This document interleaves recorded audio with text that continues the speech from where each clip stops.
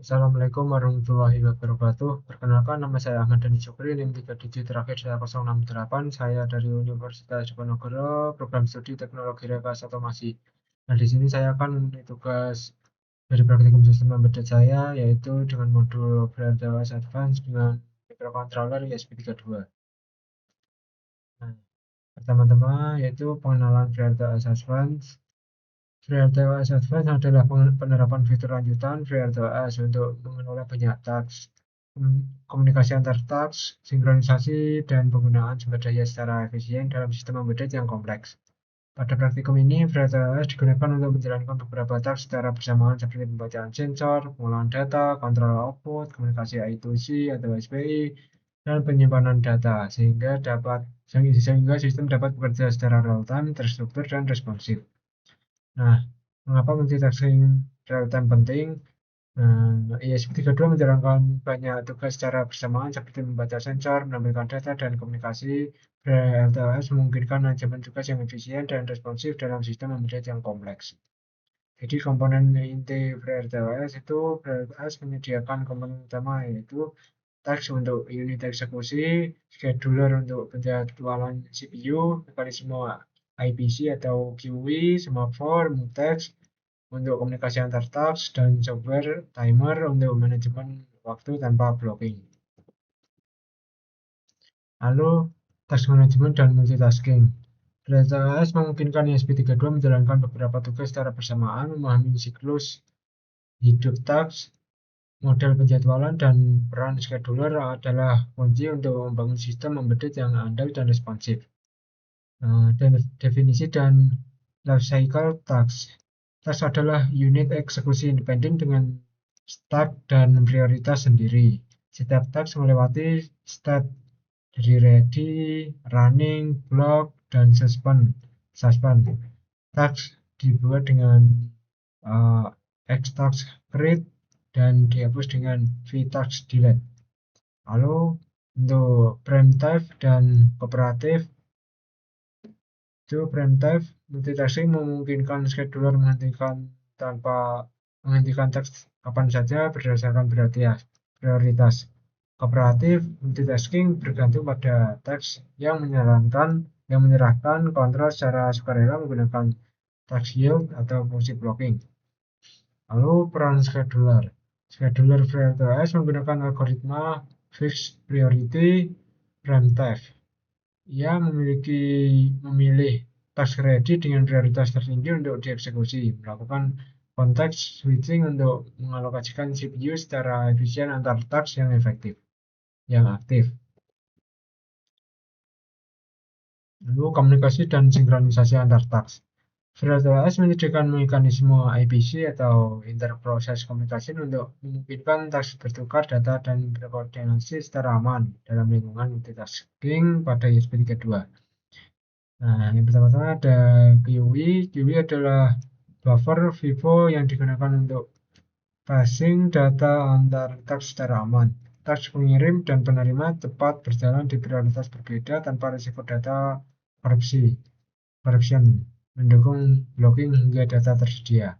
Lalu selanjutnya ada semaphore atau binary uncounting. Binary semaphore digunakan untuk signaling antar task atau tersedia atau tidak tersedia. Counting semaphore mengelola akses ke sejumlah resource terbatas. Keduanya memungkinkan sinkronisasi eksekusi task secara efisien. Lalu mutex dan priority inheritance.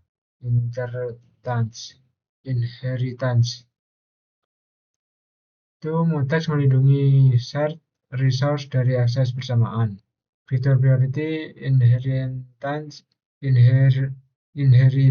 mencegah priority inversion dengan sementara menaikkan prioritas task yang memegang mutex, menjaga responsivitas sistem. Lalu software timers, tipe timer. FreeRTOS menyediakan dua jenis software timer, yaitu on-shot timer yang hanya aktif sekali setelah periode tertentu dan periodic timer yang berulang secara otomatis setiap interval waktu yang ditentukan. Keduanya dikelola oleh timer daemon task di background. Jadi Dua jenis software timer itu on dan shut. Lalu use case and interaksi. Software timer ideal untuk memicu aksi tertunda atau berulang tanpa memblokir task utama. Timer berjalan melalui antrian perintah ke timer daemon sehingga tidak mengganggu scheduler. Contoh untuk debounce, tombol, polling, sensor, periodik, dan timeout koneksi. Lalu ini untuk gambaran praktikum. Jadi komponen perangkat keras yang digunakan dalam sesi praktikum advance pada ESP32 saya ini, setiap peripheral memiliki peran spesifik dalam sistem multitasking. Jadi untuk input dan sensor yang saya gunakan yaitu sensor HC-ASR04 atau sensor jarak dan sensor DHT22 atau sensor suhu dan kelembapan serta potensiometer ADC. Lalu output dan tampilannya itu saya menggunakan LCD OLED I2C dan DAC LED kontrol kecerahan analog. Penyimpanan dan waktu itu saya menggunakan SD card SPI, RTC DS3231 dan bus button. Nah, berikut untuk implementasinya multitasking. Jadi di praktikum saya ini ada 4 task utama bekerja secara bersamaan pada ESP32 menggunakan prioritas masing-masing menangani sensor dan perangkat output yang berbeda secara independen. Jadi untuk task 1 dan task 2 itu task 1 membaca data suhu dan kelembapan dari sensor DHT22 lalu menampilkan ke layar LCD OLED melalui bus I2C. Lalu task 2 membaca waktu real time dari modul RTC DS3231 dan menampilkan jam serta tanggal ke OLED secara periodik. Nah, jadi untuk modul RTC DS3231 saya ini tidak hanya menampilkan waktu secara real time saja, tetapi ada tambahan sensor suhunya juga. Lalu untuk task 3 ini saya membaca nilai analog dari potensiometer melalui ADC ESP32, kemudian mengkonversi nilai tersebut untuk mengontrol nyala LED. Ini bukan mengontrol kecerahan sih, jadi ADC nilai potensial nanti dikonversi ke DAC, jadi nanti di DAC berapa LCD menyala, jadi kalau DAC berapa gitu LCD tidak menyala secara proporsional dan delta. Lalu task 4 mengukur jarak menggunakan sensor ultrasonik HC-ASR04, lalu mencatat hasil pengukuran ke SD card melalui antarmuka SPI setiap 5 detik sebagai data logging system. Nah, berikut untuk program dari FreeRTOS Advanced yang sudah saya buat. Yang pertama ada include Arduino.h, itu library dasar Arduino yang digunakan, dan ini untuk include Wear.h, ini untuk library komunikasi I2C-nya. Lalu ada PruittGFX.h, ini untuk library grafis OLED.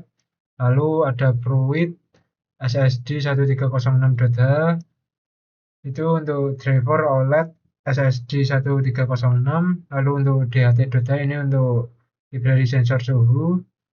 Lalu RTC LIB ini untuk library dari RTC DS3231-nya. Lalu untuk SPI.h ini untuk komunikasi SPI-nya. Lalu SD.h ini untuk akses SD card-nya.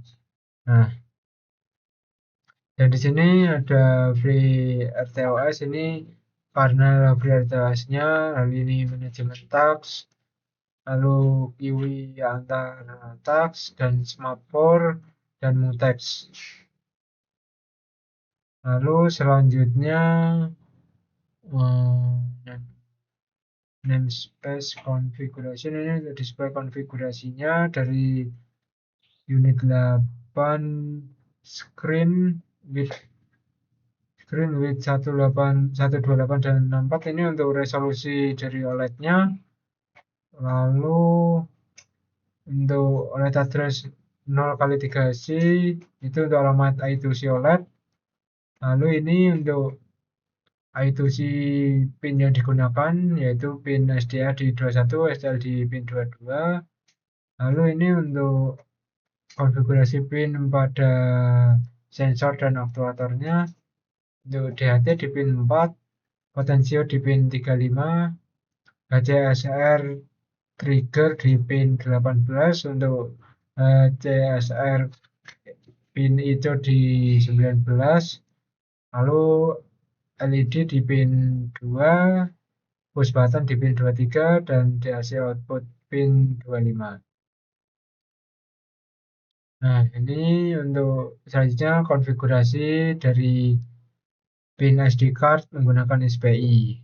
Untuk pin SD card SCK di pin 14, untuk pin MISO di 27, untuk pin MOSI di pin 26, pin CS di pin 5. Ini untuk sensor tipe yang digunakan yaitu DHT22. Ini untuk program. Sini ada struktur sensor data untuk menyimpan seluruh data sensor dalam satu struktur sehingga mudah dibagikan antar task.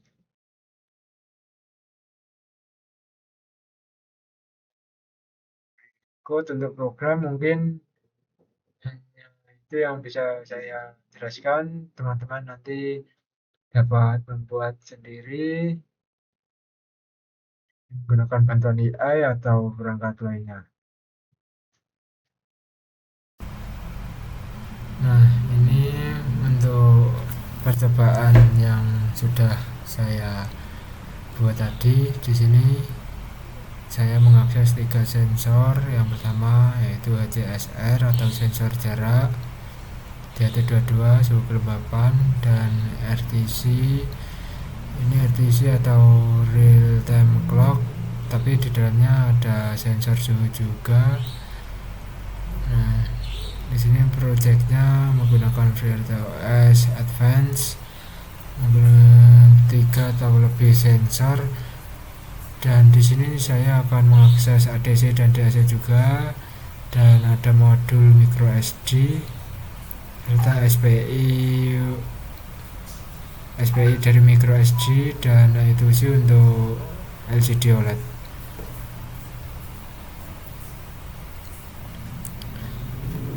Nah, untuk ADC-nya itu potensio, DAC-nya untuk kontrol LED, dan SPI ini untuk micro SD-nya.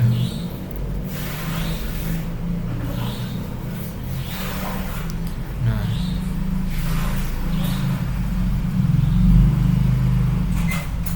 bentar,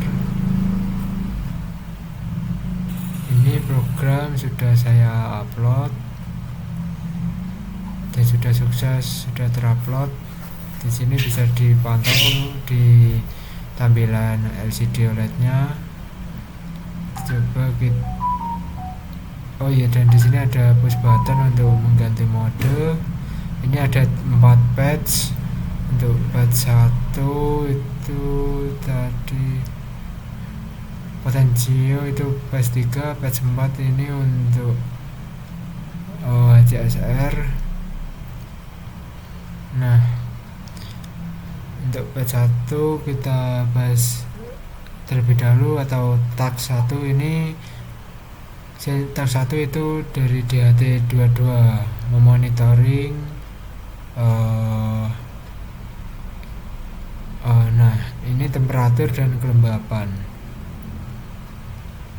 Yang terbaca itu 29 derajat Celcius dan humidity-nya 39,4%. Lalu kita coba klik push button untuk melihat task 2 atau patch 2-nya. Itu RTC atau real time clock DS3231.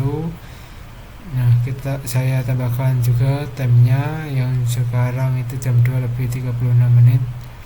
Ini terbaca real time. Dan date-nya ini tanggal 2 bulan 6 2026. Dan ini tadi temperatur 28,8 Celcius, sama seperti yang saya bilangkan sebelumnya. Itu tadi ada tambahan sensornya. Dan task 3 atau patch 3 ini potensiometer. Lalu kita coba ujikan langsung untuk kita putar potensio. Nah, potensi yang terbaca. ADC raw coba kita nolkan. LED tidak menyala. Lalu kita coba putar lagi di sekitar 1000 lebih sampai LED nya on. Nah, LED sudah menyala. Ini di range 2100an. Di ADC output itu 138/255. Untuk tegangan yang keluar itu 1,79 volt dan status LED on. Nah, ini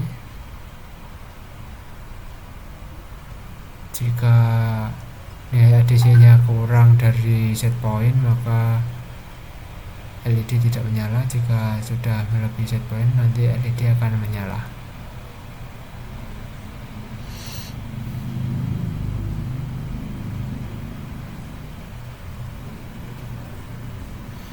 Oke, lanjut untuk task keempat atau batch keempat, kita klik push buttonnya.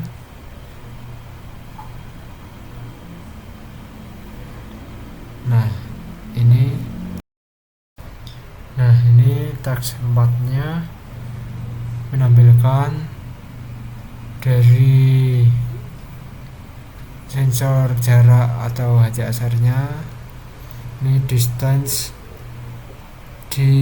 terbaca 0,2 cm.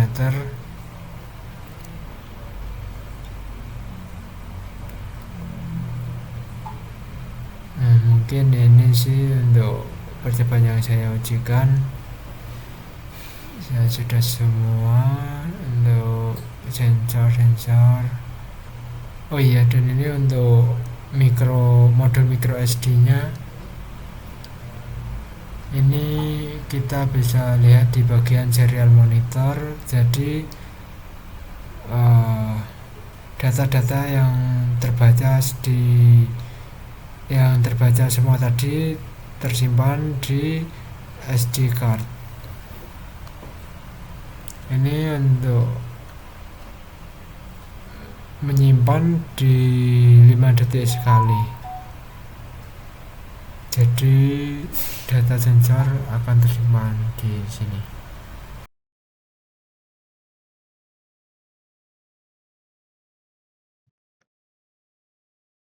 Nah, lalu QE untuk sensor readings.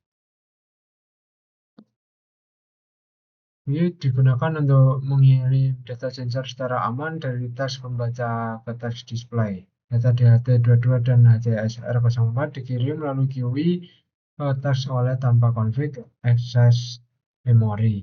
Mutex dan Semaphore untuk bus I2C. Bus I2C digunakan bersama oleh OLED RTC DS3231 dan DHT22. Mutex dengan priority inheritance melindungi akses bus agar tidak terjadi tabrakan data antar task yang berjalan bersamaan. Lalu event group digunakan untuk mengkoordinasi task launching periodik.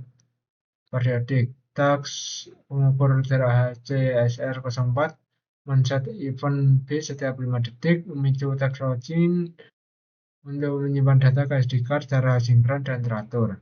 Kombinasi QE, Mutex, dan event group memastikan setiap task bekerja tanpa korupsi data, update tampilan tepat waktu, dan sistem berjalan stabil meski banyak peripheral aktif secara bersamaan. Lalu peran scheduler FreeRTOS memprioritaskan task berdasarkan urgensi dan waktu eksekusi. Context switching dilakukan secara preemptif untuk memastikan task prioritas tinggi segera mendapatkan giliran CPU, menjaga responsiveness sistem secara keseluruhan. Lalu blocking task atau menunggu QE atau semaphore dilepas dari CPU agar task lain berjalan. Manajemen ini berdampak langsung pada latensi dan throughput. Task non-blocking berjalan lebih sering, sementara task blocking tidak memboroskan siklus CPU. Analisis prioritas dan memori.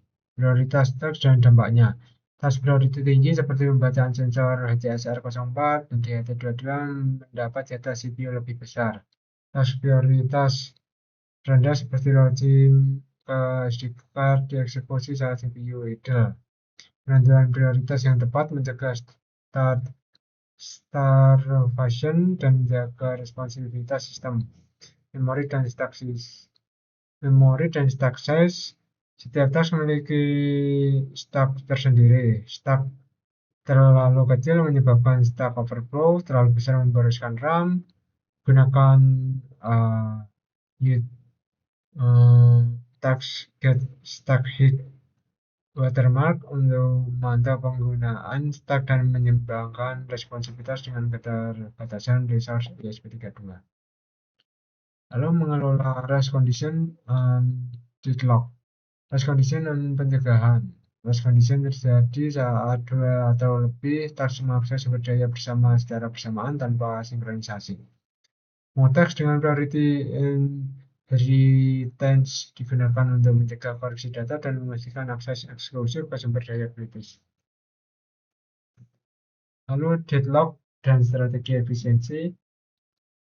Deadlock terjadi akibat penguncian sumber daya yang tidak tepat oleh beberapa task. Hindari dengan urutan pencucian konsisten, gunakan timeout pada mutex, batasi stack size per task, dan rencang task agar tidak memboroskan CPU dengan fungsi waiting. Lalu, jadi multitasking efektif meningkatkan reliability, synchronization,